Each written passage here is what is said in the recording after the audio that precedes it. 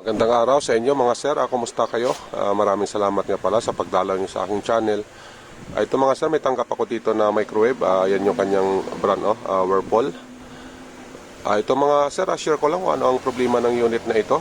Pero bago natin ito buksan, plug in muna natin. Ito mga sir, plug ko lang.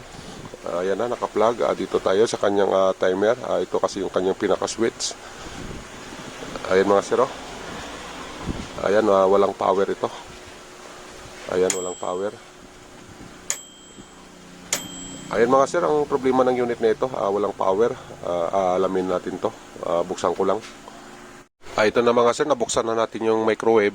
Ito, isa-isahin ko lang yung mga parts na ginamit dito. Ito nga pala yung kanyang magnetron. Ito naman yung kanyang high voltage na transformer. Ito naman yung kanyang kapasitor. Ito din yung kanyang high voltage na diode. Ito naman mga sir, yung kanyang itong puti na ito, ang laman nito fuse. Ito naman yung kanyang pan mga sir. Ayan, pan ito. Ayan, okay naman. Hindi naman okay naman, smooth naman na paikutin.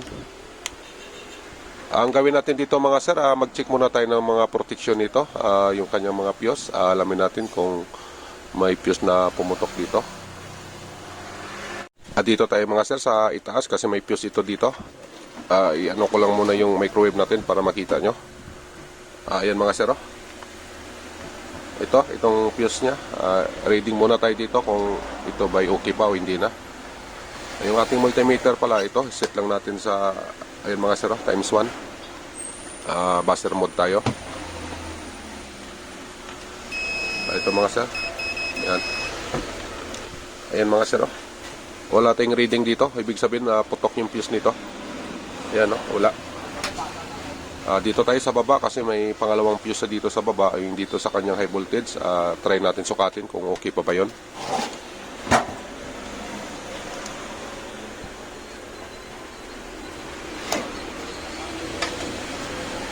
Ito mga sir, itong puti na ito, ito yung fuse. Galing ito sa high voltage na transformer. Ito yung high voltage na transformer natin. Ayan, ito siya, yung connection. Ito naman, papunta ito sa dito sa kapasitor. Ayan mga sir, dito sa kapasitor pumasok. Ito, sukatin natin ito. Itong puti na ito, kasi ang loob nito fuse. Ganon din yung ating multimeter. Buzzer mode tayo ulit. Ayan, ayan, ganon pa rin, naka times 1 tayo. Ayan mga sir. Ang gawin natin, dito tayo mag-reading, dito sa itaas na terminal, kasi ang terminal nito at saka ito, isang terminal lang yan sila, magkaparehas lang yung connection nila. Ito kasi hindi natin ito ma-reading kasi nga ayan, naka-plastic ito. So dito tayo mga sir, dito natin siya i-reading. Yan.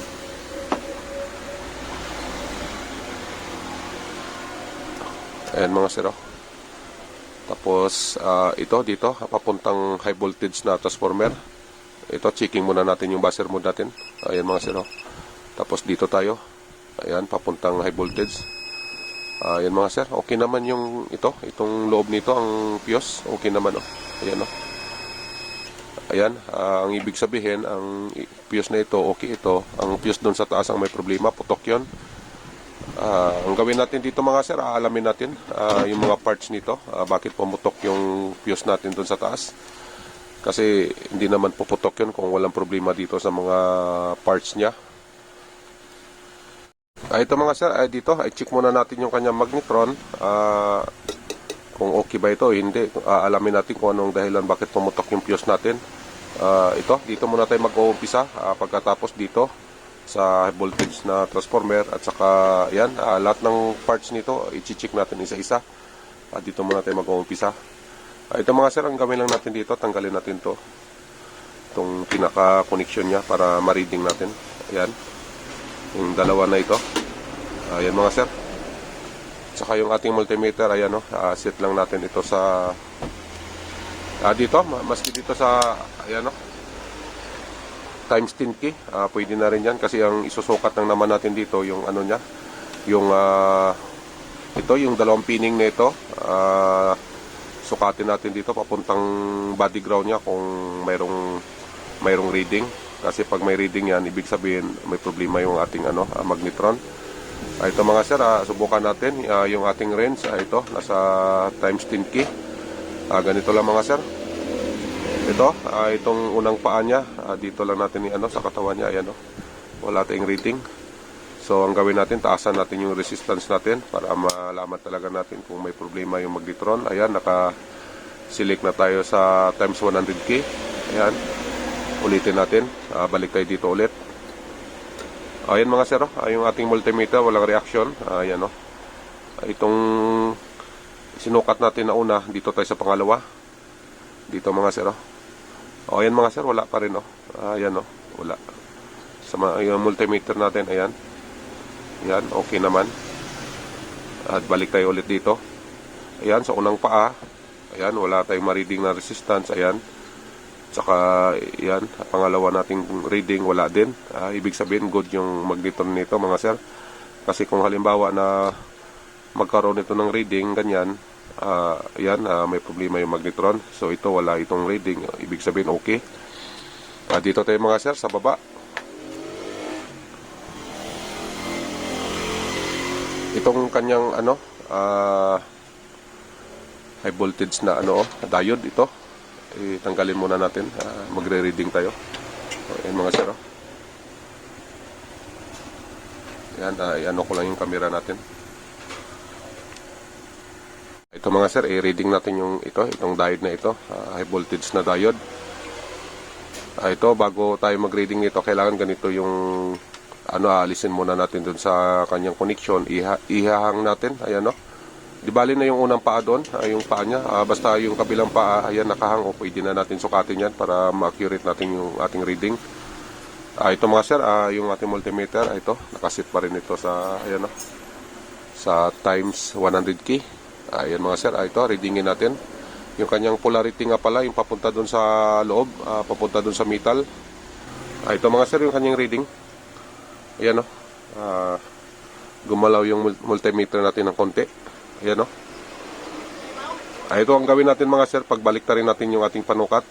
Yung itong pula, palitan natin ng kulay itim. Ito mga sir, yan, ganun din ang posisyon niya. Tsaka dito ulit tayo. Ayun mga sir, walang reading. Ayan, yan, ibig sabihin good yung ating high voltage na diode. Ayan, kasi ang reading nito konti lang talaga, yung pinaka polarity niya, yung positive niya doon lang talaga. Ayan,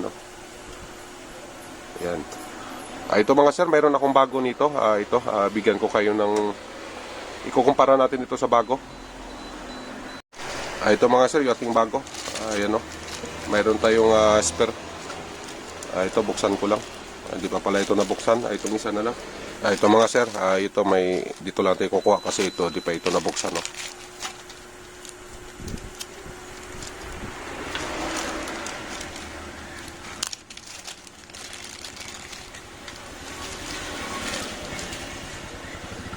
Ayun mga sir, same lang sila doon sa pisa ng microwave. Ito naman yung atin, bago ito. Ito yung kanyang polarity mga sir. Ayan, ayan.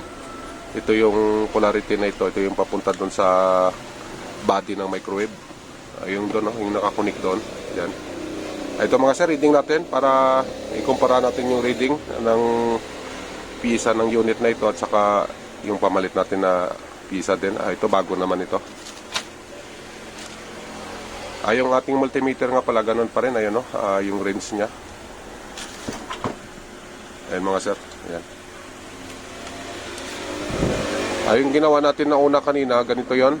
Dito natin nilagay itong pula natin, dito sa kanyang polarity. Ayan, yan, ganyan. Tapos ganon. Ayan mga sir, yung reading. Yan. Ayan mga sir, ayan yung kanyang reading. Same lang doon sa original niya na high voltage diode. Ito, i-reverse natin ito. Ayan, ganon. Ayan mga sir, same lang. Ibig sabihin, yung parts niya okay yun, kasi base dito sa reading natin na ito, bago na spare parts ito, same lang sila ng reading. Yan.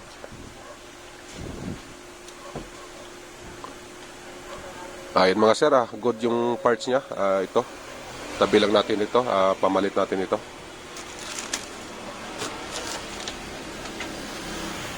Dito tayo mga sir sa kanyang kapasitor kasi tapos na natin itong diode na ito. Dito tayo sa kapasitor.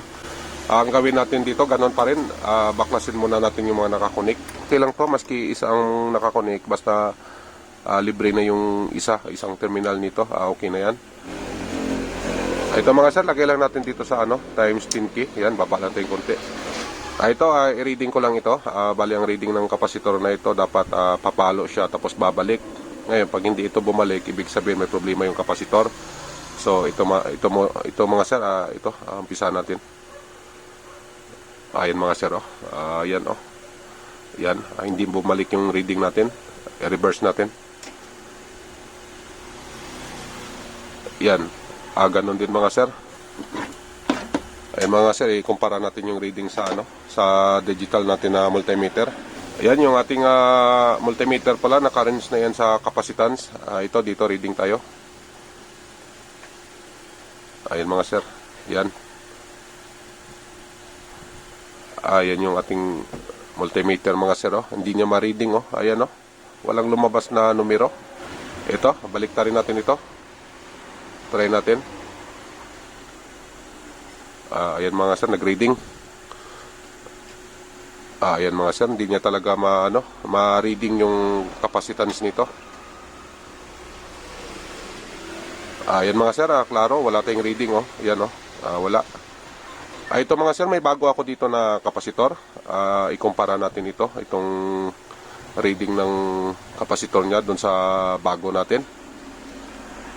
Ito mga sir, inalis ko yung kanyang kapasitor. Ayan, ito yung kapasitor na ginamit niya. Ito naman yung high voltage na diode. Ayan, mamaya ulitin natin yung reading dito para klarong-klaro para sa inyo. Ito mga sir, ito i-reading natin ito. Tapos na pala natin i-reading ito. Ikukumpara natin dun sa kapasitor natin na bago para at least kayo na magkumpara mga sir. Kung ano yung pagkakaiba ng reading ng sira at saka yung hindi sira. Ito, kuwala ako ng kapasitor. Ayan mga sir, ito mga sir, bago ito. Kaya lang malaki ito. Kukuha na lang natin ito ng ng pagkakaiba nilang dalawa. Ang value nga pala nito mga sir, ayan 1 UF, ayan may tolerance siya na, ayan 3% yung kanyang tolerance. Ito naman yung kanya. Ayan mga sir, 0.7 UF. Ganon din yung tolerance, 3%. Ito mga sir, sukatan natin. Ito, tanggalin muna natin to. Gas. Ayan mga sir, natanggal na. Ito yung gamitin natin na panukat muna yung ating analog multimeter. Ayan mga sir, sabi ko sa inyo na terminal, isa lang yan sila, isa lang din dito, ayan yan, saka ito. Ayan mga sir, ito reading tayo. Ito ang gawin natin dito sa analog. Ganun na proseso, pag hindi siya bumalik sira. Ito na reading na natin ito, pero ito ulitin natin para ma-refresh kayo. Yan mga sir, hindi siya bumalik, yan. Yan, nag-stack up. Yan. Ito, tabi muna natin ito mga sir, para ito naman yung makita nyo. Ito yung sa atin, itong malaki na ito, ayan, ito yung sa kanya maliit. Ayan, ito, dito tayo mga sir, dito magkaalaman kasi ito, ayan, bago ito, hindi pa ito nagagamit.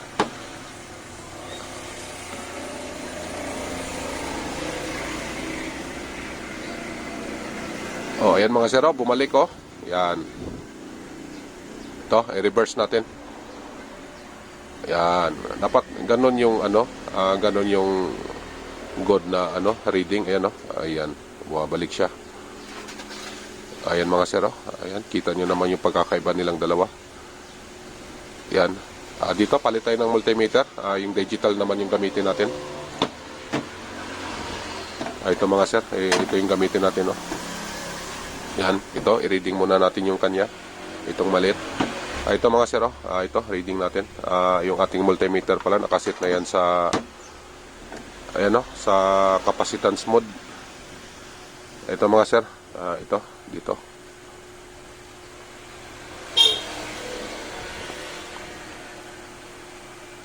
Ayun mga sir, wala talaga oh. Oh, ayaw makareading yung ating digital. Ayan. Ayan, wala talaga. Reverse natin to. Pagbalik rin lang natin. Yan, ganyan. Dito, balik tayo dito. Ayan mga sir, nag-reading yung ating multimeter. Ayan, wala pa rin. Ayan mga sir, oh. Hindi niya talaga ma-reading itong kapasitor na ito. Yan, wala tayong reading. Wala talaga to sir. Ito, dito tayo. Itong pamalit natin na bago. Ito mga sir. Tingnan nyo na lang. Kayo na lang mag-ano ng comparison natin. Ito mga sir. Ganon din yung selection natin. Naka-capacitance mode din yung ating multimeter. Saglit lang. Ano ba? Ito mga sir. Kita na siguro yan.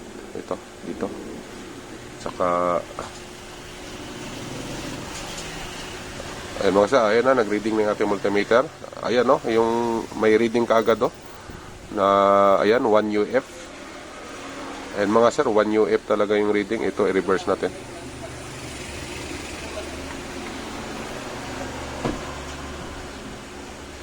Ayan mga sir.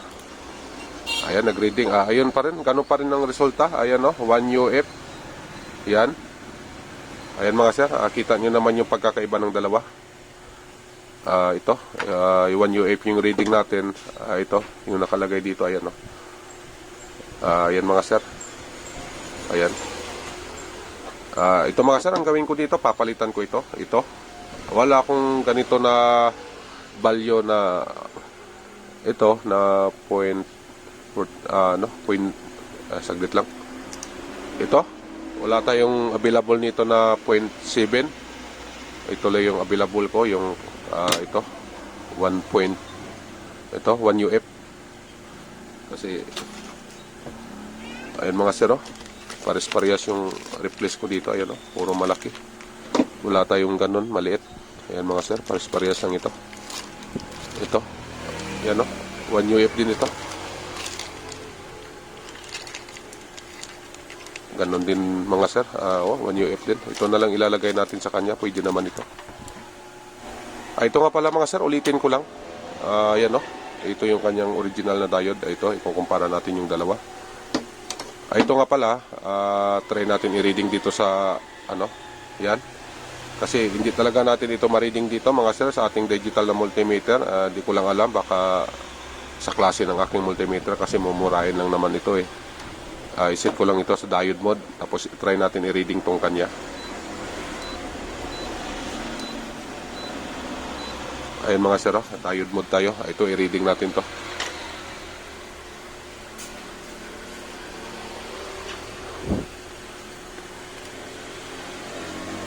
Ayan mga sir, ayan, kita na siguro yan. Ito naman yung ating bago. Ito yung kanya. Ito yung ating, dito natin ilagay yan. Ito, pag parehasin lang natin yung kanyang Ayan mga sir, ayan. Yung polarity nito, tsaka doon, parehas sila.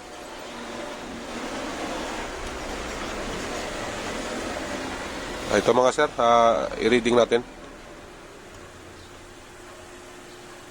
Ayan mga sir, hindi ayaw gumalaw ating multimeter. Yan, wala. Baliktarin natin.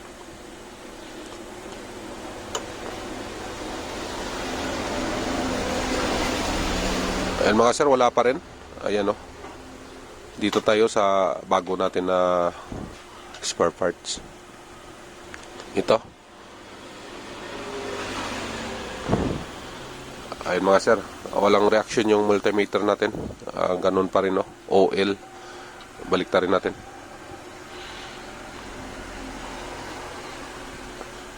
Ayun mga sir, wala talaga. Hindi natin malaman kung ayan wala tayong pagbabasihan. Ang gawin natin, palitan natin ng balik natin yung panukat natin kanina na analog. Ito mga sir, ito, dito tayo. yung ating multimeter sagad na natin sa dito sa resistance mode, sagad na natin. Ito yung range natin dyan. Yan, ganun ulit yung gagawin natin. Ayun mga sir, kukumpara lang natin. Ito yung kanya, ito naman yung spare parts natin bago ito. Ayun mga sir, yung kanyang polarity, no? Yan, isa lang sila ng direction, pareha sila para maikumpara natin. Ayun mga sir, may reading ito. Ayan. Dito tayo sa bago natin. Ayan mga sir, sim lang sila. Ayan. Ito, pagbalik rin natin ito. Ayan. Dito tayo. Ayan mga sir, walang reading. Ayan. Ayan Dito tayo. Ayan mga sir, wala. Same lang. Ibig sabihin na good ang unit na ito, ang good ang na ito, diode niya. Ay babalik natin ito mga sir. Ito spare parts natin ito, pang reserva natin. Ito mga sir, ang gawin ko dito, papalitan natin itong kapasitor niya kasi kita nyo naman na ito, iba ang reading nito kaysa dun sa bago na pamalit natin. Ilagay natin itong ating 1UF kasi ito lang yung available natin. Ito, palitan na natin ito. Ito mga sir, assemble ko lang muna ito. Update ko na lang kayo maya-maya. Balik ko lang ito. Ayan mga sir, na-assemble na natin. Yung pinalitan na natin ng kapasitor. Ito na yung kanyang luma. Ayan, ito na yung sa atin nakakabit. Ang value nga pala nito nasa 1UF kasi wala tayong pamalit. Ito naman yung kanyang original, nasa 0.7 ito, UF. Ayan mga sir. Ayan na, testing na natin ito kung gumana na ba yung ginawa natin. Ito mga sir, plug-in ko lang. Tingnan natin to pag umikot yung kanyang ito. Ayan yung kanyang pan. Ayan mga sir, ito plug-in ko lang. Ayan mga sir, dito switch ko lang. Ayan mga sir, wala. Ayun pala yung ating hindi natin napalitan. Yung ating fuse pala sa taas kanina, sira pala yon. Saglit lang mga sir, palitan ko lang. Unplug ko lang muna. Ito nga pala nakalimutan natin palitan. Ito yung kanyang fuse. Ayan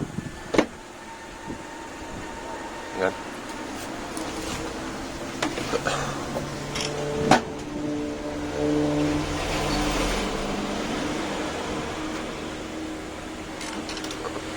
Ito mga sir, yung value nito nasa 8 ampere. Yan, 8 ampere yung value nito. Ito yung kanyang original. Ito, sira na ito. Wala na itong reading. Ito, kuha lang ako ng pamalit. Ito mga sir, yung pamalit natin. Ayan, 30 ampere. Ito, 4 ampere ito.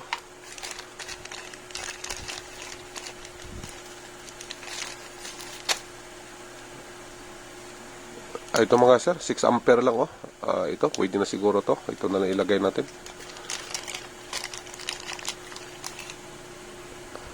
Ito mga sir, testing natin to.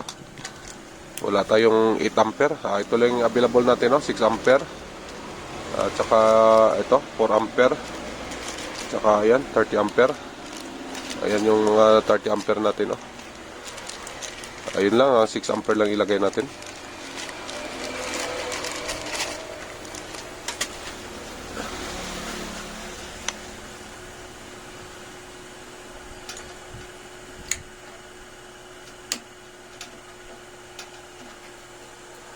Ito mga sir, plug-in natin. Sana tuloy-tuloy na ito. Ayun na mga sir, naka-plug na. Ito, paandarin ko yung switch nya. Ayun na mga sir, umikot na. Umikot na yung kanyang pan. At saka, ayun na rin, umilaw na rin. Di na rin pumutok yung fuse nito. Yun lang talagang dahilan. Ito mga sir, lagyan natin ng patayin ko muna. Lagyan natin ng tubig dito sa loob kung umiinit ba.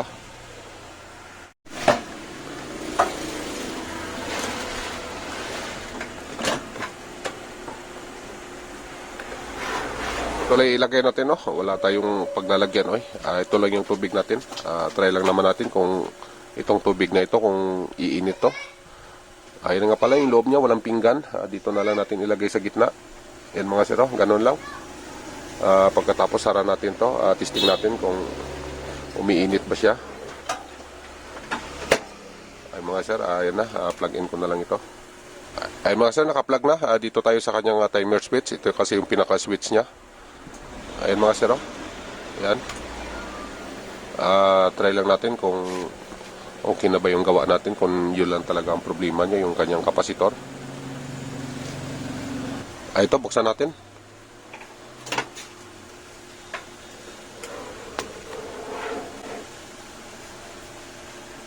Ay mga sir, umusok ko. Ay mga sir, okay na itong unit na ito. Bali ang ginawa natin, yun lang naman ang napalitan natin. So ganun yung precision na ginawa ko. Yan mga sir, sana makatulong sa inyo sa pagre-repair na kagaya nito ang problema.